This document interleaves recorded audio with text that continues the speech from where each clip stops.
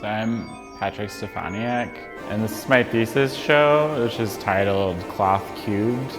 It started actually with, I decided to crochet a cube that was to the same scale as a cube in the Unity video game engine. When I first started crocheting the cube, it was way before the rest of this project came into being. It took about 1.5 years to crochet because it's very large and I was new to crocheting. I had just started thinking about the relationship between creating textiles and creating 3D objects. It was kind of after I started thinking more specifically about playing with the cloth simulation tool that I came back to that as sort of a focal point to build this show around. Each of these objects are a cube. Obviously, when you look at them, most of them don't look anything like a cube, but in terms of topological geometry, because there's no tears or holes made in any of them, they are all cubes.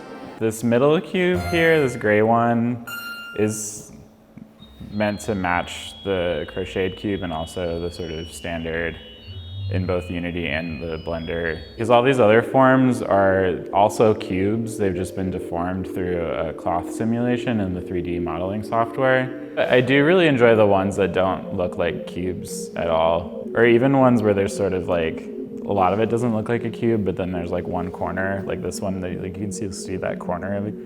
If you're trying to do an accurate cloth simulation, it's like different fabrics have different, tensile properties. They stretch differently, they shear differently, they tear differently. Picking up the like big crochet cube is different than like touching it on a touch screen.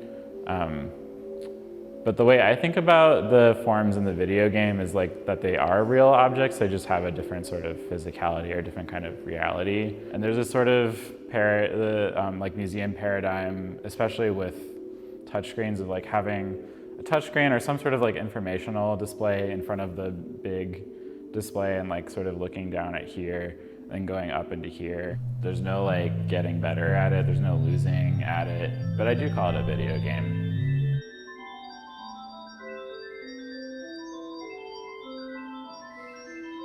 It goes to like the accessibility of like the tools we have today, and that we can do this all as kind of complex, flowing, difficult, delicate sculpture making or art making. And you don't have to spend,